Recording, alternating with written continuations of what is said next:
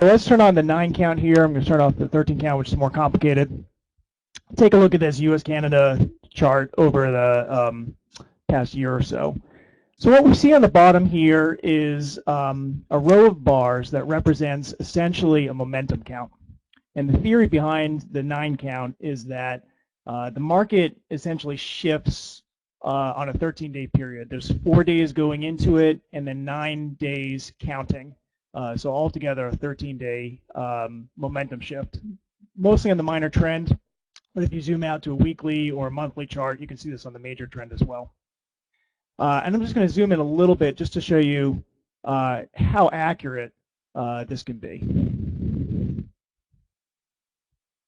Let me turn on my crosshairs here and show you. So here we see a cell count.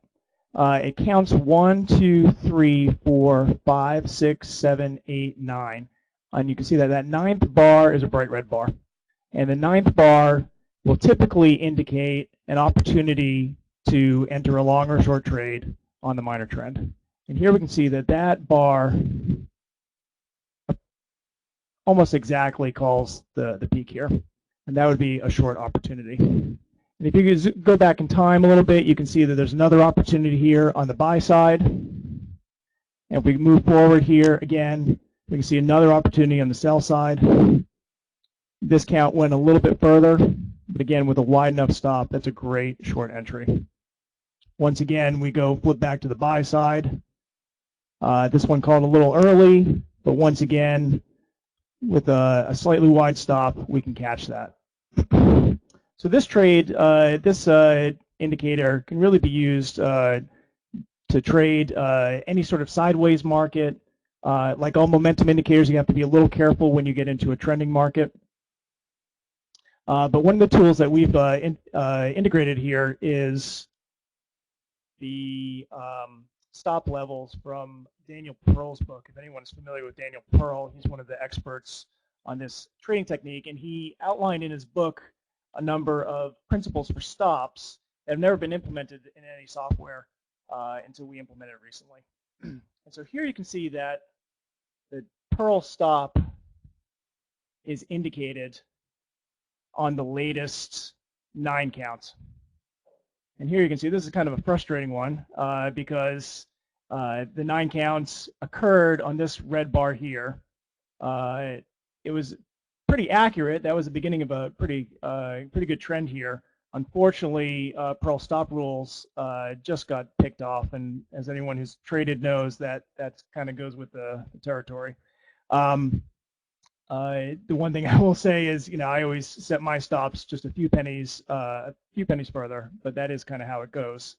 One of the more conservative ways to approach this, however, can save you from that.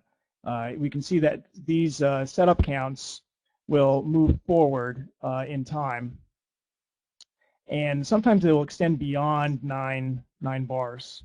And what you can do to avoid getting stopped out is trade on the first bar when that count ends. So had you done that with this long count here and entered on this bar, you would have caught this fantastic uptrend here in the dollar versus the Canadian dollar. And here in today's market, you can see that we're 4 counts into a sell count. You could exit here. You can exit based on where the previous sell count was, which is right up here, and you would have made that exit. Or you can wait until the next sell count hits, which we don't know when that would be, but that would be an opportunity for getting in. One of the other things that you can do with this is set up support marks. So support marks will show you exactly where the support line was generated based on the previous count. So if we go and look at this this red cell count here, for instance, the day that this count started marked a particular support line, and that support line is useful as an exit for the next count. So if we remember this green mark here, that's support. That's where that count started, and that's where that momentum started. So now when we flip forward to this green bar here and we sell, we want to make sure that we exit when we hit that support. So this is a full entry and full exit. Hey, John, if you can turn the volume up.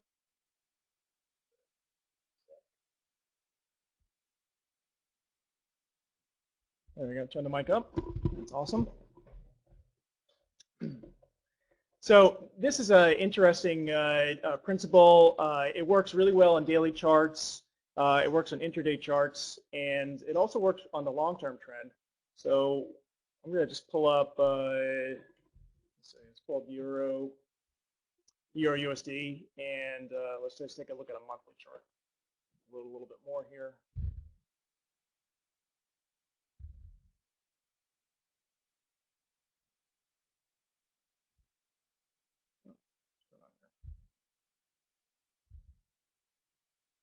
There we go. We can pull up a monthly chart.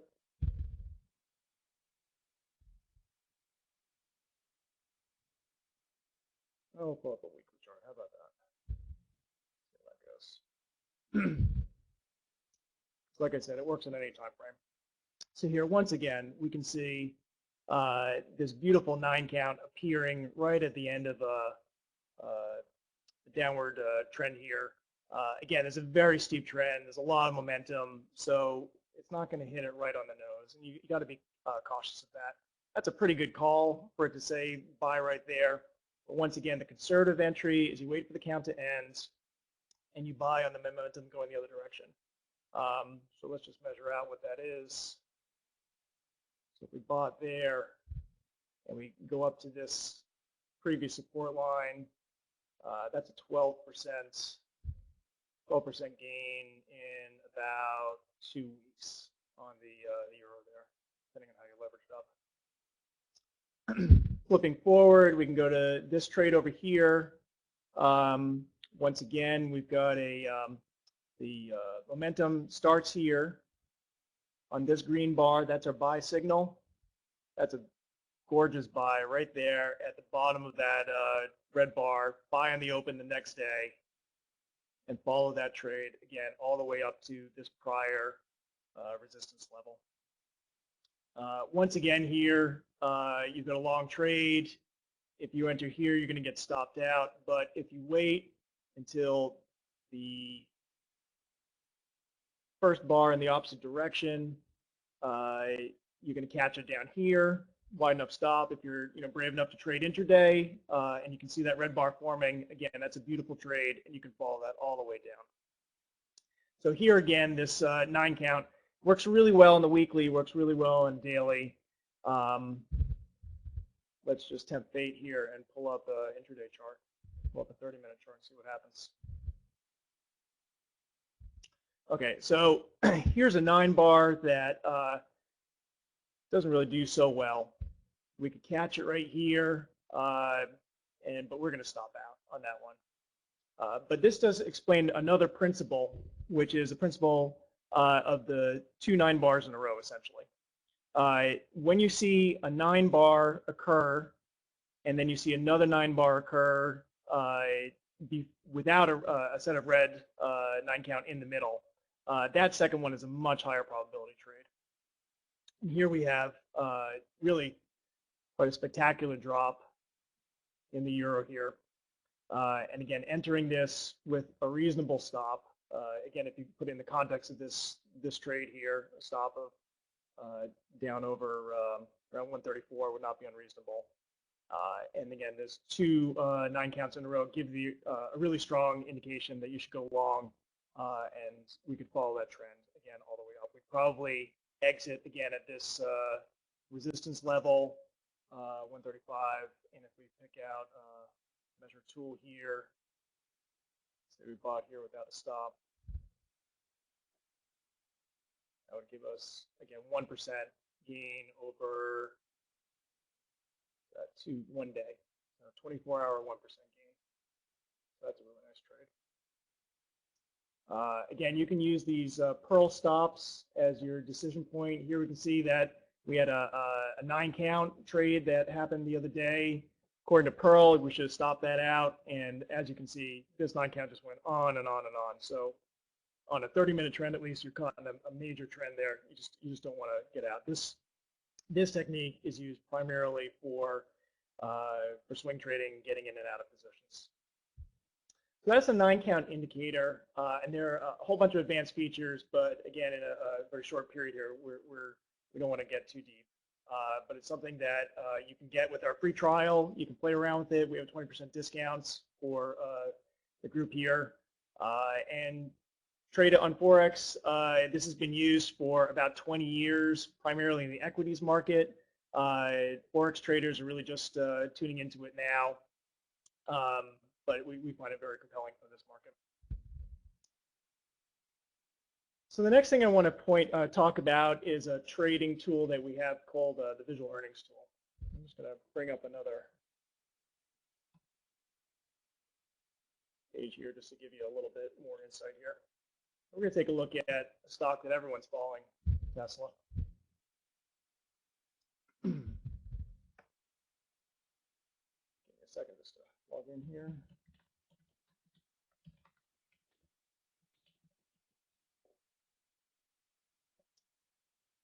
We're going to bring up the visual earnings price horizon tool. Now what this is it's a tool that predicts out the price of a stock based on the historical PE ratio and earnings. And we all know what Tesla has done recently. But what's really interesting is to see what the visual earnings tool has predicted over time. Each one of these predictions comes out essentially when the analysts make their earnings recommendations. So there's a prediction for the quarter every time the earnings comes out. And if we take a look at Tesla right now, and we look into the future, we can see that based on where the estimates are right now, Tesla really should be trading up at 183. But of course, it's a little more nuanced than that. So what I really want to do is take you back in time, back here to, let's see, before that crazy run. And we're going to use a tool here called Hide Future. And what this basically does is it takes this chart back in time. We're back in March. And the visual earnings tool had done a pretty good estimate over here of predicting $30. Tesla right now, back in March, is trading around $35, and you're saying, well, where the heck is the visual earnings prediction? Well, it turns out the visual earnings prediction is so far off the screen. It's way up over here. You can't even see it. And you're thinking to yourself, how is this possible? Tesla's trading at $35. Visual earnings says it should be trading way off the screen. Well, we're just going to watch and see what happens. I'm going to hit the space bar here. With each space bar, we're going to move forward in time. And we can see already now Tesla has gapped up in the middle of a quarter. Right? That's got to be some sort of news event. It's not earnings related. But the analysts were saying, hey, this is worth more than it's trading for. Got a little bit of volatility here. If we keep stepping through, you see Tesla about to take off. We're still, visual earnings is nowhere in sight. It's way up at 80. And we're a couple days before the end of the quarter, we're only at 50. But let's see what happens. We can see, okay, the analysts lowered their estimates the day before. Bam. Okay, so there on that day, it hit $75, which is exactly, well, visual earnings had said 85. So we're a little bit shy of that, but we hit the next one. So we can step forward a couple more days and see if we hit an 85. Okay. So now zooming back in time, we can see that's a pretty tremendous trade. And it shows the power of simply taking the, in this case, the revenue estimates that everyone knew about and applying them to an existing price chart that basically said, look, if Tesla hits these estimates, it's worth way more than anyone's trading right now. At this point, we're trading at 87. The next estimate says we should hit 98, and we can follow and see what happens across the course of the quarter. One day, we hit it, of course. And let's step and see what happens. Well, we've shot all the way across it at this point. We see the next estimate way out, 2 quarters ahead is 126. But now something kind of interesting happens. We've shot way past this estimate, and we're way early in the quarter. And one of the things that we've noticed with this tool is that stocks tend to mean revert in the middle of a quarter. There's not a lot of earnings news unless there's some sort of out-of-band news for a stock. You're basically trading on supply and demand, and you're basically trading on sentiment mid-quarter. There's nothing to move the stock. And sure enough, you can see that once it shot past that 98 mark, it came right back down. And we're going to see that, I believe, a couple times during this quarter. It's going to shoot up above that 98 mark and come back down. Yep. There we go. It did happen. Okay. A couple of times, and at that point, you got to say, well, okay, Tesla looks pretty good at this point. Probably going to hold along here and see what happens at the end of this quarter. One of the interesting things about visual earnings, though, is that once it hits those marks, you can pretty much safely get out because you never know what's going to happen on an earnings day. It's kind of a gamble. Once it hits those marks, it might shoot ahead, it might shoot below, but what visual earnings is doing is it's telling you intra-quarter, when there's no news, this is the direction the stock should go. So let's see what happens this next. Okay, so they made their earnings, and again, it's saying based on this last earnings, based on where it's trading, based on where it's going, Tesla should be up at 198 now. So let's see what happens. We're going to follow it. And as life will prove out, it doesn't quite make it. So again, you know, as life of a trader, prudence is everything. Close enough for hand grenades is often the call. You know, you got a price target 198 and you hit 197 and you're up 13, 14% in a quarter. Maybe it's time to take some profits. Anyway, what happens now is very interesting. And we see this over and over and over again with stocks. If you look back in time, and you come to this point here, and you see that the stock way overshot where it should have traded. Okay, this was visual earnings saying that based on what it was doing historically for the past year, and based on what the estimates were and where it actually came in, it should have traded at 100, but instead it shot up to 144. It overtraded by 50%. And when you see that huge gap out there, that's when you got to be cautious of a mean reversion. At this point, Tesla's a little bit in a no man's land, but it got so close to that 198 number that my bet at this point was a short, and that it was going to come back down and mean revert. And that turned out to be a pretty good bet, because in the past couple weeks here, so far it's landed down here. I don't think it's done. I think it's going to hit here, maybe bounce around. But again, off in the future, I think Tesla's a winner. I think it's going to just keep coming back. But again, visual earnings resets every quarter, gives you an opportunity to reassess and see where the stock is going. It's a great tool for trading intra-quarter. It's a great tool for trading earnings without being one of those guys sitting there waiting for the earnings call that basically, you know, betting black or red at the roulette table. Visual earnings is particularly good on some of the Tesla's you know, a nice example because everyone's interested in that. But personally, I prefer trading it on the Dow components. So I'm just going to quickly pull up our watch list tool here, find a list, bring up the Dow components here. And just take a look at what visual earnings has done for a couple of these Dow components. So here's American Express, and we can see if we go back in time here. Well, this is revenue. Let me switch it to earnings. So revenue is good for Tesla, obviously, because they don't have tremendous earnings. But for a Dow component, you probably want to go by earnings. So again, in this sideways market, it's just beautiful. You've got visual earnings picking out 58 here. It's the next target is 59, and what did American Express do? It just waffled along in there.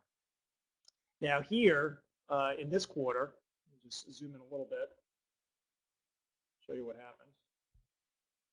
It dipped down, right? It dipped down, and at this point, you can see that it's going to, visual earnings says it's going to be trading at 59 the next quarter, and you're dipped down here. That's a great opportunity, and maybe if we flip on 913, let's just see what 913 is saying. Well, it didn't give us any indicator. Maybe if we flip on stochastics, we look for something else, some sort of technical indication that, well, there we go. We've got a double bottom on stochastics right here, and visual earnings saying we should be popping back up to 59. Let's take that trade, and we'll make 11% in 2 months. Overshot a little. We actually could have taken it right here, right when we hit that target. So that would have been a little over a month. Now here, things don't pan out quite as well. There's a nice overshoot here, and visual earnings says we've overshot, and you could short it here and get a couple bucks. But again, our advice is try to get out before earnings day. Here there was not a big announcement, so you didn't get completely destroyed, but again, it reversed. The earnings were strong, so it overshot. Will it come back there? Probably, eventually, at some point. When AXP retraces, these markers here will be where it's going to come. During this period here, just didn't do it. But again, once we get down here, visual earnings pays off again. It shows us that AXP is not done. In fact, it gaps right up into that target. Currently, says AXP is a little overshot. We're not quite halfway through the quarter. I wouldn't take that trade yet. Personally, I like to come about 2/3 of the quarter through, and if AXP is trading up here, I'll take that short and try to catch maybe a 6% short there. So it's kind of like hunting. You go through your component list, whatever you're interested in trading. Definitely, there's more opportunities about a month before earnings season, but there's plenty of stocks announcing earnings throughout the quarter. When you get pretty close and you see a stock is way off based on it's overtraded or undertraded based on where the estimate can be, that's when you can take a long or short position.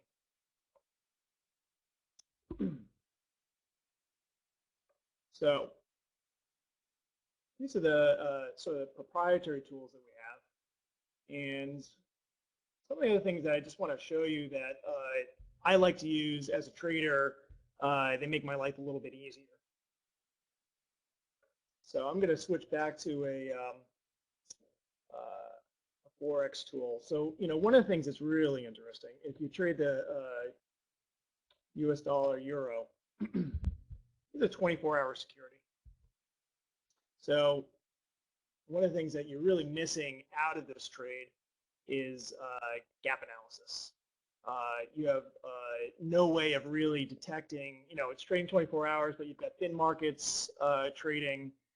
You can kind of pick some of the thin markets out of the candle. But one of the things I like to do is cross-reference against an ETF. ETF trades U.S. hours, especially if they're liquid. You can get some gap analysis. So if we bring up the equivalent ETF of the U.S. dollar here, which is GUP, I can bring up a tool here called gaps. Gap trading is really very interesting technique. I like to use it, and I like to say that gaps cause gravity. Stocks tend to move to try to fill gaps. They don't necessarily do it right away. Everyone's familiar with that daily gap trade that you can do early in the morning. But if you're trading the dollar-euro combination and you're not looking at UUP, you're missing a critical piece of information here, which is these gaps. This gap over here formed an island way back late 2011, right after that the August 2011 market hiccup. And that island basically said at some point dollar is going to retreat. It's going to come back here. Dollar seems so strong for so many months there. In fact, you saw it climb and climb and climb right to this gap here, gap gravity. Didn't fill that gap, which is also interesting. If it doesn't fill the gap, tends to reverse with considerable force if it doesn't actually fill the gap, and that's exactly what you saw here. But this gap up here at 23.20, and this gap down here basically formed the trading zone for the US dollar euro for about 2 years there. And what we knew when it broke the support line over here, we knew that this gap was going to cause some action, right? And it came about halfway into the gap, and then it bounced, and it bounced hard. And what I would say at this point is, if it didn't feel that gap, it's going to bounce really hard, and it's going to be drawn towards two gravitational points. It's going to be drawn towards this gap right here, huge gap, and it's going to be drawn towards this gap. So my call on this would be, give or take. I mean, I traded down here. It's kind of hard to trade right now with a decent stop, although you could say the support line might be a good stop point. But we're going to be up over here, probably within 6 months or so. So there's a 4% change in this ETF here. Might it shoot all the way over here? I don't know. I can't tell that from this pattern. It kind of looks like a good reversal pattern. We got what looks like a retest here. I would suspect it bounces up here, comes back down for a retest of these lows, and then I got to imagine the dollar continues to deflate, and what has been a 20, 30-year process continues on. I can't imagine a strong dollar showing up here. One of the other interesting tools, just talking about looking at the overall market. I'm going to switch back to one-day chart here. You know, you get these bullish and bearish dispositions. I'm a perpetual bear, find myself short way more often than I ought to be. And so one of the tools that we developed here to kind of test your psyche is a simple one. It's an old one. It's one that you've read about in all the books. If you've read Market Wizards, flip, right? So in the olden days, you used to print out a chart, and the old timers would go up to a very strong light. They'd hold that chart upside down and backwards, and they'd look at it from the opposite perspective. And often you get a very clear perspective on a stock that you might not have had a clear perspective on previously. So here, you know, you're looking at the euro, and you're saying, well, it made the dollar here made a strong point. It's coming back down. It should be coming back down. You figure it's going to hit the support line here. But what happens if we flip it upside down? All right. If we flip it upside down, maybe we see something else. I see something that here that I didn't see previously, which is I see a descending triangle. All right, you pick your point, right? This is a long-term chart, so none of these are 100% accurate. But there's one. Here's another one. So you got a couple different places where that descending triangle could show up. And that, to me, is the power of flip, because it reveals something that you didn't see before because you're predisposed to looking at the chart in a certain way. If we flip back and forth here, those drawings are not going to stay in the flip because they're not accurate on the flip. Now I can see that triangle that I really didn't see just because I'm predisposed to looking at the top of the chart, not the bottom of the chart. Whoever looks at the bottom of the chart, unless there's a very clear trend line. But here, you know, you've only got a certain amount of data on the security here, and it's kind of a zigzaggy pattern. So I didn't notice that, but I noticed it on the flip. So that's just one of the little tools that we have here that we like to draw on. So the other thing that a lot of folks are drawing on more now that we didn't have in the past is the social side of trading.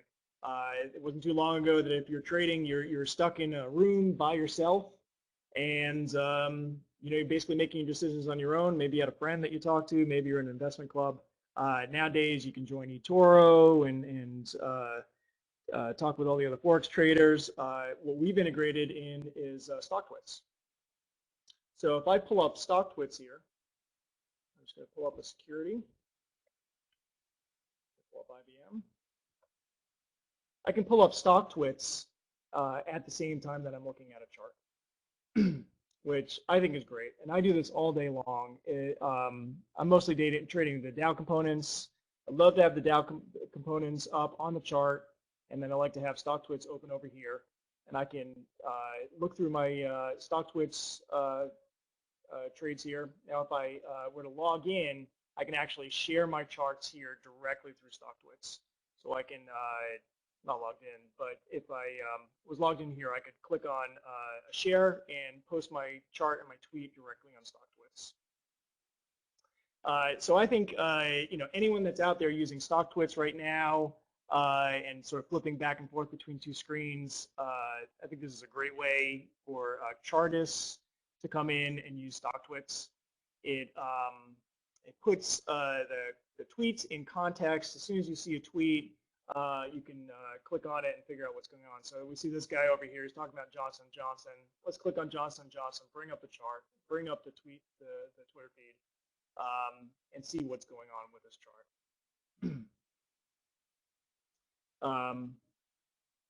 So here you can see some very interesting, a bunch of gaps. And we have an amazing trend here.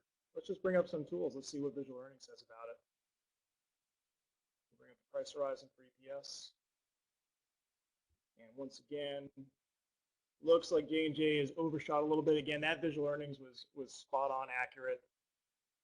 This one overshot, but again, it retraced right. Oh, it didn't quite make it, but over here, just hit it almost to the penny, right up here. Again, looks like it overshot. I mean, that's a real bullish trend. I like to short stocks a lot, but I would not short that one.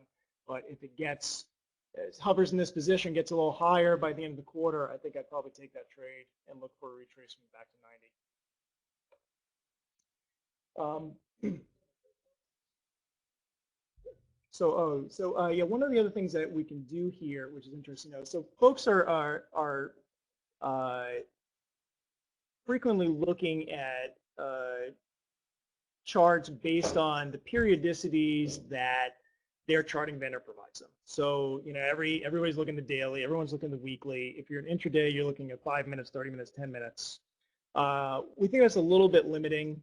It works for some securities, but often some of these tools, whether it's a traditional indicator, proprietary indicator, or even just looking at a chart pattern, some of these stocks just don't trade very well on a one day. So, for instance, personally, I trade the SPY a lot, the S&P ETF. I find that the studies, even if I bring up just a basic stochastic study on a one day, to me, they don't tell me much. But what I can do here is I can hit the P button, and you can see up here this periodicity changes. That's a 2-day chart. You hit it again to a 3-day chart. I like to look at the SPY on a 3-day chart. I think it tells me a lot more about what's going on. Again, over here, just with basic stochastics, you can see you've got a double point here on a 3-day chart. Right at this intermediate trend change, you've got a bottom on a 3-day chart, just right about there. And again, you've got a nice little divergence. Again, right at the top here is a hell of a trend. And stochastics never really let you off the hook this whole time until you got right to here. And then it looks a little toppy. You got a nice, not quite an M shape, but you definitely got the crossover from the fast crossing over the slow. This might be low to call a top in the S&P, but this might be at least a midterm, short-term opportunity. Just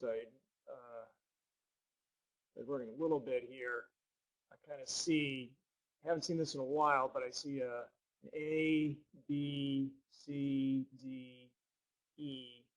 That would be a nice fourth wave, LA wave pattern here, and that looks like a nice, beautiful fifth wave. So, I know LA wave guys are always calling fifth waves, but you've got a beautiful 3-wave here, and then A, B, C, D, E, fourth wave. For folks who practice LA wave, you know that A, B, C, D, E can only occur on a fourth wave, can't occur on a second wave. Go back here, you've got an A, B, C. So that would be a very interesting call on a fifth wave. LA wave practitioners will tell you that fourth waves tend to repeat. So if that is a fifth wave, then the odds are that wherever this ends, say it ends there, say maybe it ends at 183, it'll retrace back to the same level of the previous fourth wave will. So that's back to 156. So again, on this 3-day chart, which most folks aren't looking at, you've got a little M indicator on the stochastics. You've got some Elliott wave analysis going on here. Your past earnings season, you look at this in the context of earnings seasons, and maybe that's something you want to take a stab at. Likewise, on an intraday chart, we're all used to seeing the 5-minute and the 30-minute, but you can hit P a couple times here. You can get a 20-minute chart. That gives you some interesting perspective. And I know a lot of folks look at the 4-hour chart. Let's just bring up a Forex security here. Here's a 4-hour chart. We click this a couple times: 5-hour, 6-hour, 7-hour, 8-hour chart. So let's normalize a Forex chart to a 8-hour chart, and to my eyes, that's a lot easier to see what's going on here. Again, the stochastics on a Forex aren't the greatest, so let's just pull up an RSI instead. So here you got a beautiful peak at 80 on the 8-hour chart. Now a beautiful divergence on RSI, nice, all the way down to 35. But we can see that on this 8-hour chart, RSI support is down to 20, where I guess we'd expect it to be, sort of traditional trading range here. Right now we've bounced off of 36, so there's 40. I guess it could hover back up to 60. Yep, there's a 40 to 60, and then back down. I would read that as this is probably going to hover back down to 20. So again, seeing some weakness in the dollar there on the RSI on this 8-hour chart. But like I said, it's real convenient to just hit the P key and scroll through different periodicities. So for instance, if we go back to our 9 count and you're looking at a screen, and in this case, in this chart, the 9 counts tend to line up pretty well, but in some charts they're not going to. And you can literally hit P a couple times and find the periodicity that security obeys. So here's a 4-day. This, it's just not obeying this periodicity. This 9 count, well, actually, it's not bad, but it's pretty for a 4-day chart. That's not a great call. Here, this one, it's a little bit off. This one a little bit early. It's just a little bit early. That one's a little bit early. So I think that's where you want to zoom out and go back to a 3-day maybe. Yeah, that's a little bit better. Certainly that one. Yeah, that one's pretty good. So again, you can just click through the periodicity, and I like to do that, especially if I'm trading a new security, or even if I'm trading an old security that I'm very familiar with, but it's gotten the better of me. I'll switch to a new periodicity, give myself a new look at it, and maybe shake some of those old habits, shake some of those predispositions that I have going on in my brain. One of the other interesting things you can do here, I use this a lot. Let's go back to 1 day. I do a lot of analysis using different tools. I use the 9 count, I use visual earnings, I use a lot of traditional studies. Big fan of RSI and reading RSI, but it can get really confusing when you have all of these different studies on the screen at one time. So one of the things that we like to do, I can save my view here. I can basically create a whole bunch of different views and quickly flip back and forth. So maybe I want to create a stochastics view and add that.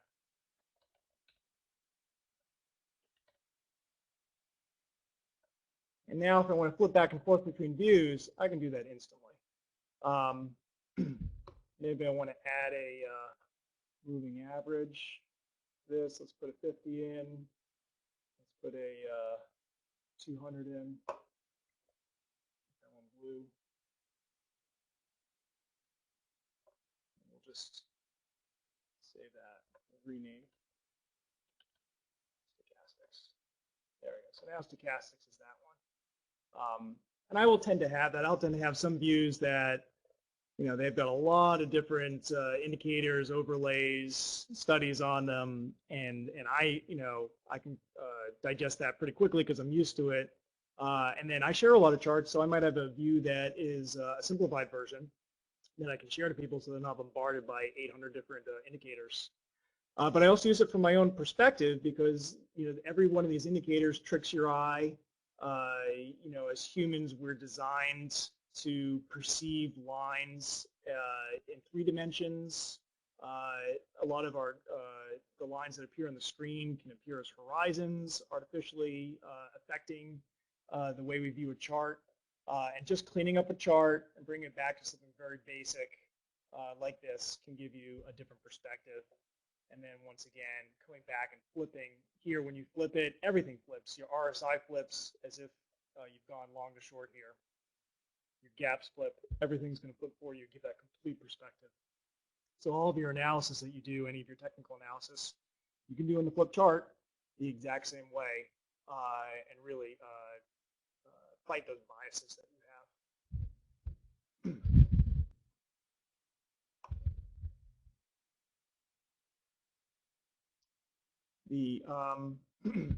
We also support hollow candles. If folks aren't familiar with hollow candles, very popular in Asia, and I think I've traded candlesticks for a long time, and recently become an advocate of the hollow candle. We go back and let's just look at this slide because I'm familiar with a couple of hollow candle situations here. You get these, the hollow candle basically tells you not only whether it closed prior to the day before, but also like a traditional candle, whether the intraday was up or down from the close. And you can get these very interesting bars. So right back here, the hollow red bar, you're not going to see that very often, but when you do, it's basically what it's saying is a gap down, and it came back strong, and it's probably the start of a very strong trend. And sure enough, we see with this bar here, that was a great time to jump in. I mean, obviously it was one minor trend early, but it signaled that something was going on here, and boom, this just took off. Likewise, the solid green bar, again at the top of a trend, can tell you signal something's wrong with this trend. This is going to go in the opposite direction. And sure enough, you see these bars at the top. They're a little bit like reversal bars. A reversal bar, or you've got an engulfing bar. But just switching to hollow candles, I highly recommend it because it gives that one extra little piece of information that you're not getting from a regular candle. Obviously, you can see these things on the chart if you're paying attention, but by seeing them as a hollow candle, it jumps right out at you. And at this point, a lot of folks in Asia are using hollow candles. They haven't really caught on in the U.S. As much as I think they should, but I would highly recommend moving to this system. So I've talked quite a bit, shown you a bunch of things, and kind of gone off in a bunch of directions. Are there any questions or anything anyone wants to take a look at? Feel free to toss a chart out there that we can look at.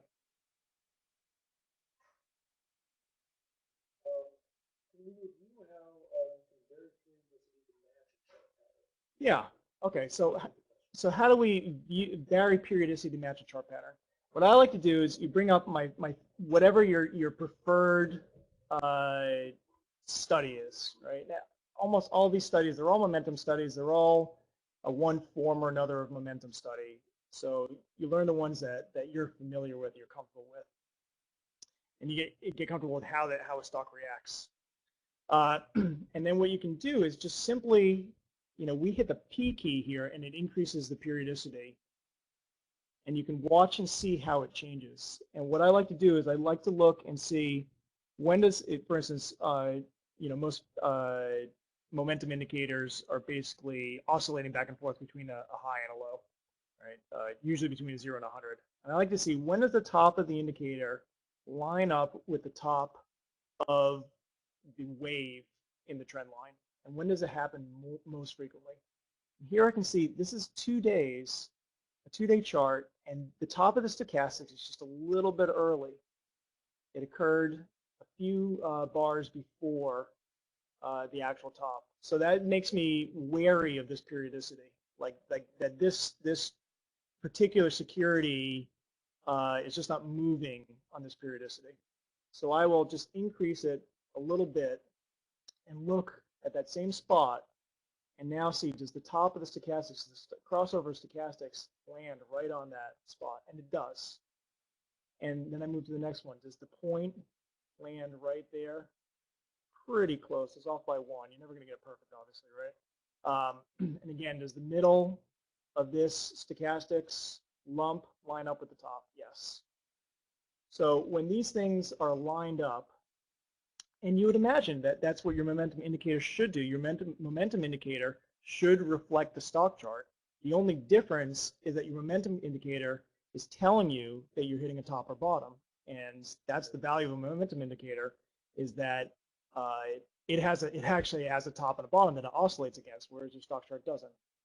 Right? So you can take this and project it out onto your chart. So that's what I mean by varying the periodicity to match match the security. And it depends on finding momentum oscillator and just stepping through in that circumstance. Chipotle, okay, yeah.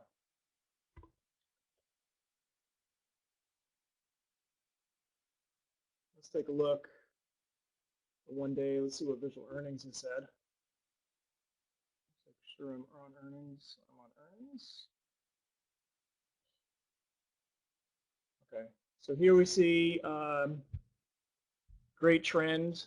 Visual earnings has shown an uptrend. Each time it's peaked a little bit above visual earnings, but again, this one, if you had traded during the month, should have come up here.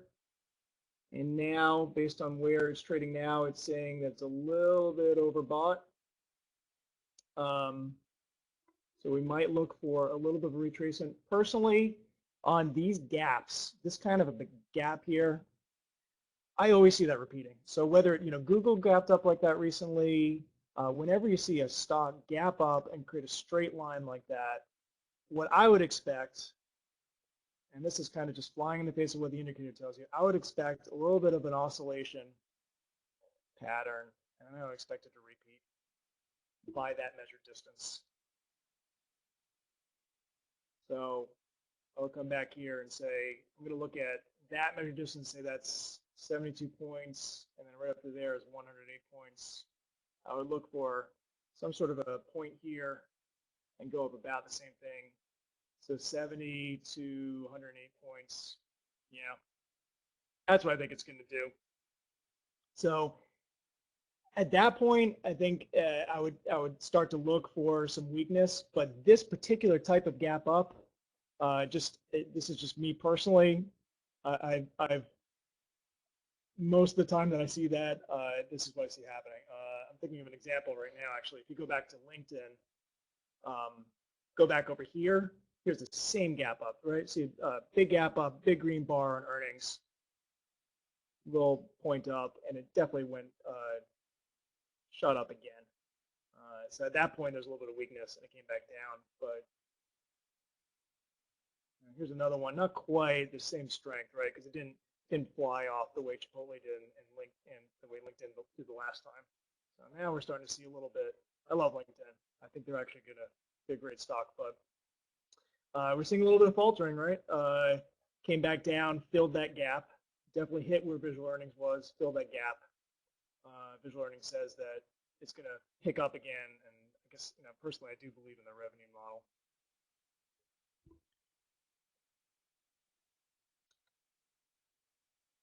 Is there anything particularly in Chipotle you want to look at? Again, visual earnings is saying it's fair trade around 508, but again, I'm skeptical of any indicators, even my own. I think based on that gap that I would probably be long Chipotle, and I would probably wait. Again, it's mid-quarter, so there's not a lot of earnings news, not a lot of news coming out. So maybe I might wait a little while, wait for a little dip, and try to buy a dip. Try to minimize my long risk there. Okay, So we're about running out of time here. So I appreciate everyone sticking around through this presentation.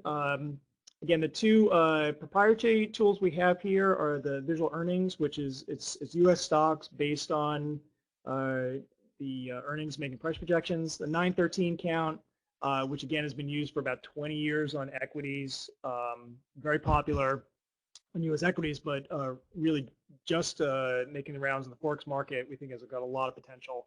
And then just in general, I didn't talk very much at all about it, but for stock charting for the iPad, iPhone, your Android tablet, your Microsoft Surface, everything you're seeing here is available on those devices. A little bit reduced on the iPhone, obviously, because of screen size, but one subscription gets you access to this on all your devices. So when you're on the road, you want to look at the 9 count or visual earnings, you can pull out your iPad. All of your drawings sync up. So any drawings, any studies you bring up on your browser are going to link up on your iPad and your iPhone as well. So it's really an all-around solution, and we've got a lot of people using it. They love the fact that they can go home and just sit on the couch with their iPad and do some technical analysis at night and not have to sit in front of a computer screen.